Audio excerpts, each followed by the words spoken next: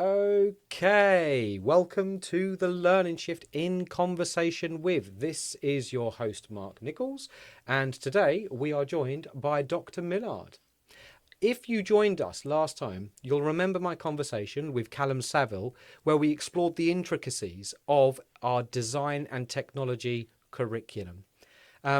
Today, we turn our attention to science, a subject that combines multiple disciplines that helps us understand not only the world around us, but also our place within it. At Avanti Grange, science is taught not as a collection of facts, but as a process, a way of thinking, testing, and seeing the world with both curiosity and integrity. So I am joined by Dr. Millard, our head of science and one of the founding members of Avanti Grange. Dr. Millard has been here since day one, helping design not only our world-class science curriculum, but the very framework through which we assess learning across the school. Dr. Millard, it's a real pleasure to have you on the podcast. Welcome. Hello, thank you. Thank you so much for inviting me. It's good fun. We do have a rolling question. And last week, Callum Seville asked, he wanted to ask you, what is it that you enjoy about this time of the year inside of schools? What is it that you look forward to most in the run up to our Christmas break? So this term is always exciting in science. You've got a lot of students who have been exposed to some new materials, their minds are buzzing, and it's just great to sit and chat with them about what has been happening in the news around the world with science. So we've been talking about the COP30 conference, we've been talking about dinosaurs, we've been talking about lightning, and it's really great to have those conversations. There definitely is a buzz about the science department. I wander the corridors quite often, and when I'm walking into science classrooms, there is that buzzing activity that's taking place. So let's jump straight into it then, I guess. So in one sentence, help us. Just what is science and why does it matter for every child, not just those who see themselves as scientists? So science, as you said, is more than facts. It's an approach to gathering knowledge and problem solving that requires you to use logic and evidence, sometimes experiments and models that allow us to answer questions about ourselves, about the world around us that are too complex in any other way. So it's really just giving us tools for problem solving. Yeah, and that's something that we need in this 21st century. We want our young people to go out there and solve the problems of the 21st century, and this is integral for their growth, I guess. Yes. So the big ideas then, just give us a whistle-stop tour. What are these big themes or big ideas that pupils tackle from year 7 all the way through to year 11 and beyond? Yes, it's a really exciting journey. So we start in year 7 with some really fundamental knowledge. We start with the scientific method itself so that we can do a range of quick experiments to explore the building blocks of matter, life, what causes these to change, what the difference between physical changes and chemical changes is, how different organisms keep themselves from going extinct, what causes our seasons, days, tides. And are these the same on other planets as they are on Earth? We're taking students out of this world. Very quickly, the scientific method, correct me if I'm wrong, is the scientific method a process? This is the process you're talking about. It's about we test. We then review results, and then that guides us. Am I right in saying that, or am I wrong? I'm wrong, aren't I? We get to the testing eventually, but the biggest thing is asking a question. Okay. So just having an observation and asking a question about something you've noticed is the starting process. And from that question, you can then make an experiment to test and have a look at the evidence. But the questions and the observing are at the heart of it. Questions and observing, that's the scientific method, and that's applied to all those things. And in year 8, is it the same method that you're applying to different topics, I'm guessing? We use the same method, but we're building on the complexity. So in year 7, it was about noticing things, and in year 8, it's about looking at the relationship between things. So we start to look at systems and what's needed to drive changes within them. We look inside the body with the muscular, the skeletal, and the digestive systems and how to stay healthy. We look at electrical systems and how charge is passed around circuits. We look at chemical systems and different chemical reactions, what makes them different. How do energy transfers change the motion or shape of an object, and how do organisms depend on each other within ecosystems? So really looking at relationships in year 8. Yep. And then in year 9, we're starting to work out those factors that are changing the relationship in much more detail. So we're moving towards the exciting GCSE curriculum. So atomic structure becomes more detailed and starts to use the electron arrangement to then explain the patterns in reactivity that the students have seen. In biology, we have different cell types and a wider variety of organisms. In physics, they learn about forces at distances, beginning to bring in that idea of a field affecting the forces around them and the amount of energy that is needed to make a change. And then years 10 and 11, is it the same pattern, or are we straying away from that? It's a little bit different in years 10 and 11. So we then break up into individual subject disciplines where the students learn just biology in a class, a chemistry in another class, and physics in another class. So they're really going into detail with their subject specialists. In the start of year 10, we don't limit any one child from doing all 3 of these disciplines. Every child explores both biology, chemistry, and physics. We're not limiting, are we? We're not. Is that right? Is that what we? Yes, it's very purposeful. Yeah. It's really important that we have a good knowledge of all 3 subjects. We don't know yet what our students are going to need to make decisions about in the future. Yeah. So it might be something to do with genetic engineering. So they'll need a really good basic knowledge in biology. Yeah. It could be to do with persistent organic pollutants, or climate change, and they'll need a great understanding of chemistry. It could be to do with storing nuclear waste, and so they'll need a great understanding of physics. So they continue with each. I mean, I only ask because I know when I was at school, I was limited. You know, I wasn't a triple science boy, and I was very quickly settled into my double science award for year 10 and 11. And it's one of those things that I look back on and I think, you know what, I really, really wanted to do triple science, you know. So to have that opportunity and give that opportunity to the kids, I think it's a courageous decision that you've made as a department. I think it's absolutely brilliant. But it's also good for them just to start on that path with more detail. Yeah. So let's move on to the practicalities then of our science lessons here. How do you teach science? You know, that practical curiosity. I mean, I would imagine elements of safety, because quite often I'm told to put my goggles on when I walk into your classroom. So how do you do it? So we are really lucky that all our students love science at Avanti Grange.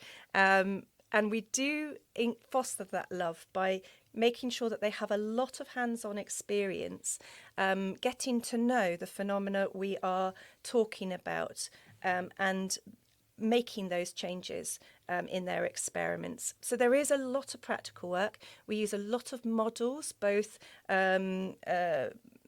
computer-based models or simple object models, to break down really complicated things into something where you can change one thing and see what happens. So there's a lot of visual tools that the students can play with and see how the change that they have observed is linked to their what they've changed. It's a balancing act, as everyone wants to know why something happens, as well as doing the experiment. So there is a lot of variety in a science lesson, and we teach the theory alongside the experiment. Both are so important. Excellent. Well, thank you. And so let's take, you know, we've got the practicalities, we've got this balancing act that's taking place. What makes it different from any other science like lab or department out there in the world of education? You know, let's think about the values that we have as a school here. So how do the Avanti Way virtues and the Avanti way show up in the science class, not just on displays, but in the way that students respond and behave in your labs? So the Avanti Way is really useful as a way of highlighting those ethical decisions that as scientists we need to be guided by society in order to pursue this more or to steer it in another direction. Science is a part of society and we are motivated to do things that help society. We do include within our curriculum specific tasks where students are asked to explore an idea and have the courage and integrity to make a decision, to make a stand. There's fabulous discussions on the advantages and disadvantages of organ donation, of preserving ecosystems and biodiversity, of who to give IVF treatment to from a range of different families that could qualify for it. Stem cell use, is it ethical under all situations or some? Renewable energy resources, nanomaterials. Our students carry out their research so well in such great detail that they can really explore these discussions and enjoy this side of our curriculum. Excellent, excellent.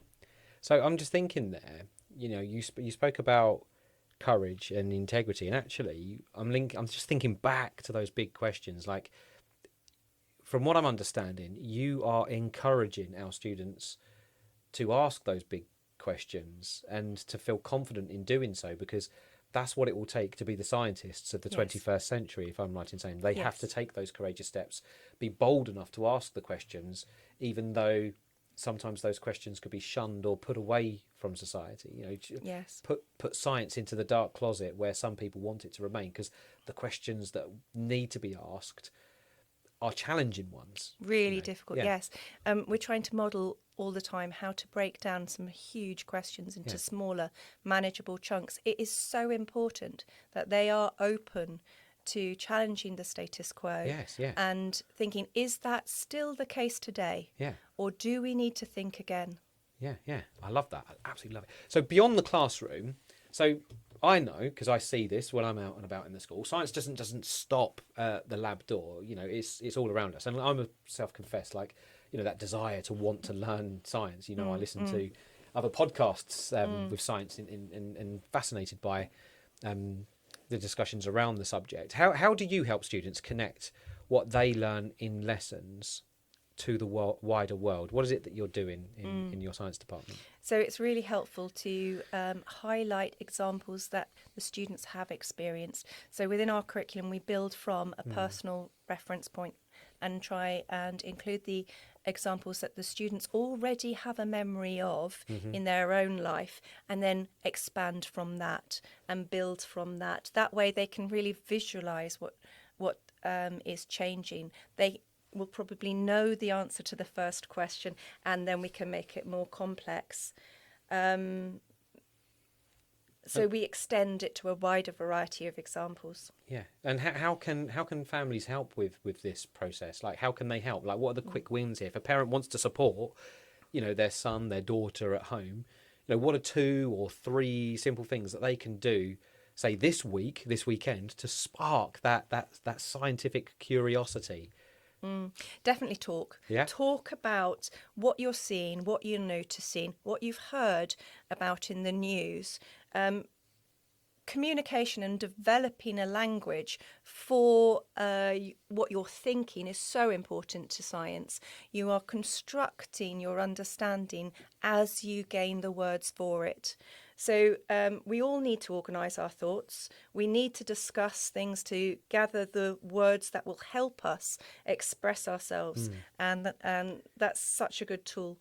I would also say, watch natural history or medical dramas or documentaries on TV so that you get an even broader range of examples to think about.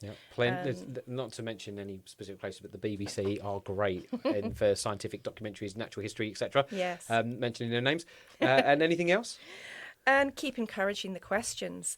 Ask questions back. So encourage them to ask questions, as many as they like, even if you don't know the answer. And sometimes, if you can spot a smaller question, they can probably bring it to us, or even answer it themselves. So it can be quite a simple question that can unlock some really serious science behind it, like why is the sky blue, or why do soap bubbles appear multicoloured. That takes us from waves in year 8 all the way through to constructive and destructive interference in year 12 of physics. It's fascinating stuff. I mean, you're saying this, and I can't help but reflect on my own son, who is taught within your science department, and he speaks so highly of his science lessons and his science teacher, and it makes me think of, like, when we're driving into school, just this morning even, he's asking me the question, what is that band? Why is there a band of moisture, like frozen? He didn't say moisture, Yeah. but like, what is that mist across Yeah, the yeah. field? Why is it just hovering there? And I was like, I don't know. That's a question you need to ask a science teacher, Kieran. I mean, I think it's to do with the cold air, but I'm certain there's Yeah. something there. I don't know. That's the sort of questions that you're asked. It's Yeah. the ground cooling faster than the air. Lovely. This has come, though, through my son. Obviously, primary school, he wasn't asking questions like this. So clearly, the work that he's doing, the mindset, the thinking like a scientist, that is clearly having some impact on him from what you're describing there. Yeah. I'm just going to bring it actually to a close, Dr. Millard, if you may. So I'm just going to move on to our rolling question, if that's okay. So before we do wrap up, it is time to pass on the baton, as it were, leaving a question for our next guest.